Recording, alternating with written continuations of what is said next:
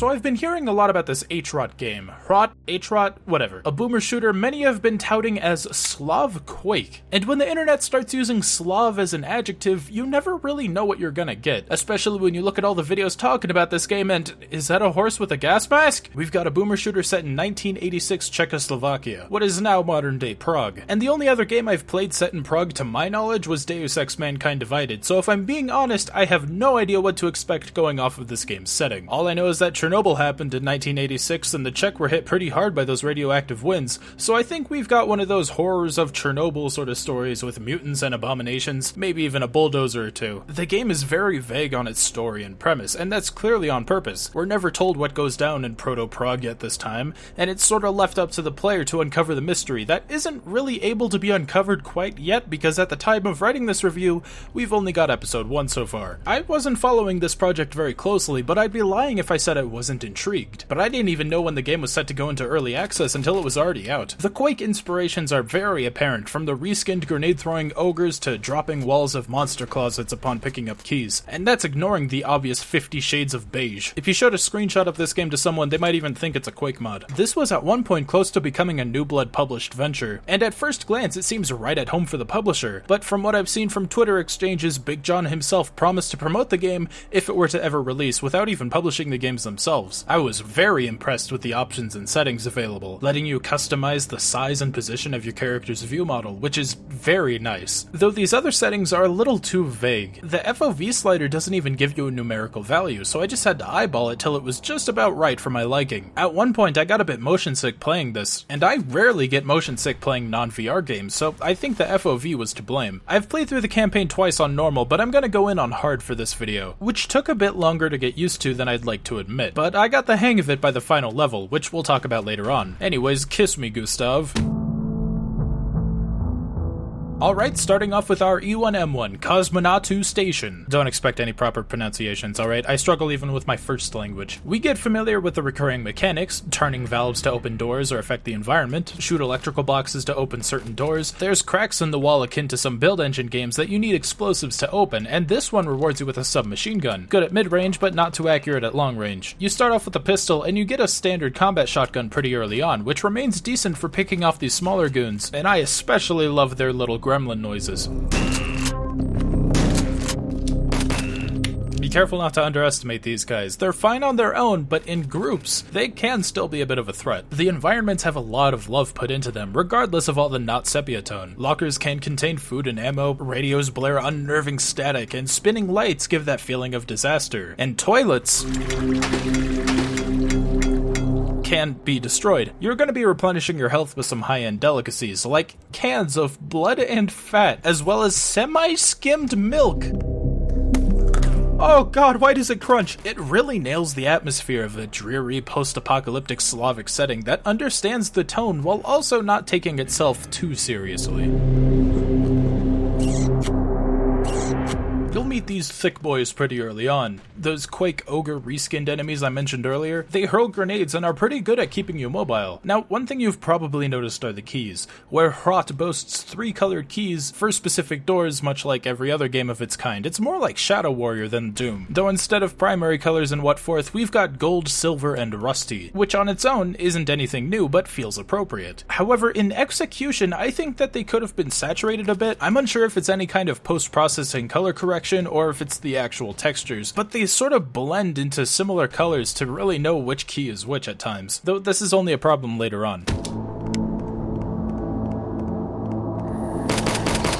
Is it even possible to look at tall hazmat goons and not think of AIM soldiers? Actually, I think that's a me problem. Welcome to Luna, a good showcase of Hrot's level design, leading you in a direction that loops back around to this shopping mall area at the beginning, each time dropping new enemies at you. Something you should get used to, but not in a bad way. It's not nearly as bad as Rage 1 in that aspect. It's important to know that none of these enemies are hit scanners. It's just fast projectiles that I think changes speed depending on the difficulty. So circle strafing is your friend with these guys, just be sure to keep your distance, especially when they decide to play dead and lure you in. Also, the grenades leave a lingering burning damage, which is fine, but I think that these just really don't feel powerful enough at times, though with how many I had at my disposal, maybe that's on purpose. The brown color palette can also make it really hard to see enemies sometimes. These turrets are never really a problem if you know that they're there, it's just finding them that can be a problem.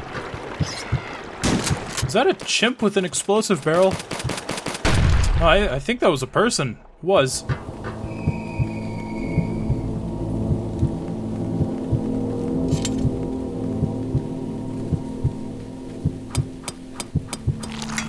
Thank you for your service. You get the rocket launcher by the silver key here. You can get it earlier, I just didn't. And shortly after that, you've got your first real fight that Hrot offers. Though I admit I played a bit defensively here because I was a mere 14 health away from death, but the combat began to click for me here, giving me a feeling that as long as I had adequate cover, I felt like I was getting into a fair fight, which is always a great feeling from a game like this. Who the fuck was that? Oh, what the fuck is that? Why does it shoot nuclear shrimp at me? Damn, nice spread eagle, though. Yes, what an innocent-looking gorilla statue.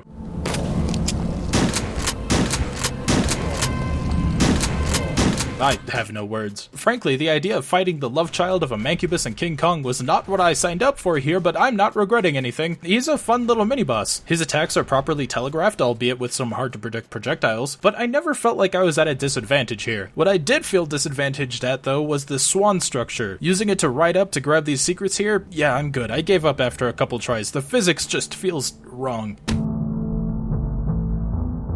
Oh boy, sewer level. I know how some of you feel about those, and you better get used to it because it feels like every other in the game opens with a sewer. Alright, here's a quick story. I took a break from this game the first time I got to this level, didn't play it for a few days. Not because I didn't like it, just stuff in my life came up. And when I came back, I completely forgot that you needed to shoot electrical panels in order to progress in some areas. So I spent a good 20 minutes running around the middle of the map, not knowing what the hell to do, but also being too stubborn to look up a guide. It did eventually click for me. This level took me about a half hour, though I did have to look up a guide later on. You'll know when we get there. I love how the beginning of this level is structured. It feels so intelligently designed to constantly loop you back to where you need to go, even showing freshly spawned enemies to indicate a doorway that you need to go through. It's all stuff that's obvious today, but that doesn't mean I still can't appreciate it, though I don't always appreciate being this low on health. Was that a sentient bulldozer? I like this arena. I like it quite a bit, actually. And a lot of my own complaints come from my own personal shortcomings, like coming in with 1 HP. The bulldozer always catches me off guard, though, even when I'm expecting it. And on hard, it hits like a fucking... Yeah.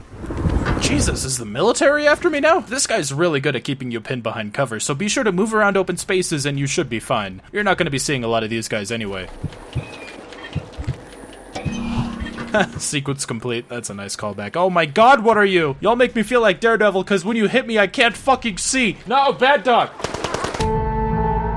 Who's ready to hit the gym? I really dig the urban environment going on here. You can just walk into this guy's apartment and fuck with his washing machine, and yeah, that's it. I don't even know if you get anything for doing it, but I love it. I also break his toilet, cause fuck it, he ain't using it. Hey Johnny Soccer, hit me up. I'm unemployed depending on who you ask, and I'm a goddamn football legend.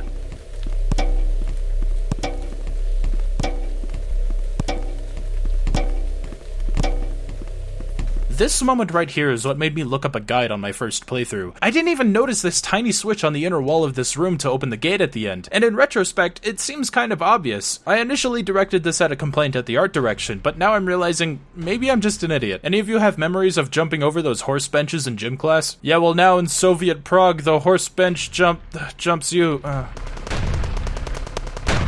Good God, it fires rockets. Boy, do I love running across electric tracks. If you say so. Oh god, the nuclear pigs are back. Please, sir, I did not order any shrimp. Just leave me alone. Oh, hello, Bruno. A little high on the treble, but damn, I can't say no to a super shotgun. Even able to one-shot these not ogres and somewhat malicious faces. Becoming more ammo efficient than the base shotgun, which I know I haven't really brought up much, and that's because... well, it's a pretty basic shotgun. Not much to really write home about, and I think that's how I feel about most of the weapons in this game. Even the lightning gun, the most unique weapon in the campaign, feels a little too basic. That's not exactly true anymore. They just added their own version of the BFG and... oh, I like it a lot. I do think that the damage drop-off on the standard combat shotgun is a bit much, though. You really gotta get in close to make this ammo efficient, though that might just be for balancing reasons. Oh, finally, the most accurate depiction of a movie theater in 2020. No one in the seats and everything on the big screen is accused of being socialist. Curious that there's a super secret government meeting room behind this theater. Must be exclusive. Whee! Alright, Prague man, let's see what you're hiding down here. Wait, did I just die in the intermission screen? But I still have 27 health! What the fuck? I'm not even gonna try to pronounce that. Oh, yeah, that's a castle, alright. This is where the combat in the game really started to click in my head. Like, I finally had an understanding of Hrot's enemy design and behaviors, though that could just all be in my head. I found this double damage here in this vase, and... Was that the goddamn horse? Probably shouldn't have got that double damage so I could see what his deal was. Have you ever gone grave robbing before? It's a pretty good pastime.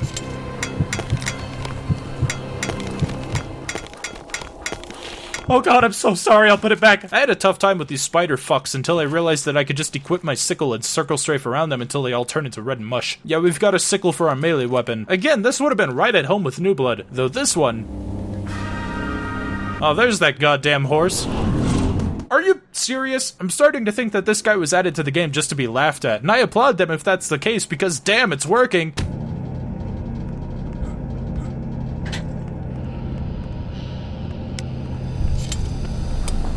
Oh, well, if it isn't Papa Extended Appendages, my old spider nemesis. Sorry to say, but the spiders and shotgunners after it died were more difficult than the boss fight. I'm not even sure if this fight went down the way that it's supposed to, but out of the bosses so far, I think that Loaded Harambe was the roughest one, and he was the first. Other than that, I don't have really much to say about this level. Mausoleum becomes an all-out war between you and the forces of Prague. That doesn't sound very threatening now that I think about it. Multiple helicopters, tons of ogres, and worst of all, a horse that doesn't die in 2 seconds. He just gets stuck in a pit. Time to take a gander at the old television. Is that Czech G-Man in a coffin? I'm sorry about this, Clement, but I need to ride your corpse down to the secret underground labs of this facility. Please don't make it weird. Oh, what's this? Don't go into the tower. Well, I don't really think I have a choice in the matter. Okay, something's not right here. Oh my god. Clement's become a vor, and I am very scared, or at least I would be scared if he was actually difficult. I don't know if he has shit aim or if I'm just lucky, but the former zombie communist president's barrage of fucking saw blades managed to do nothing to me. That is a sentence I did not know I needed in my life.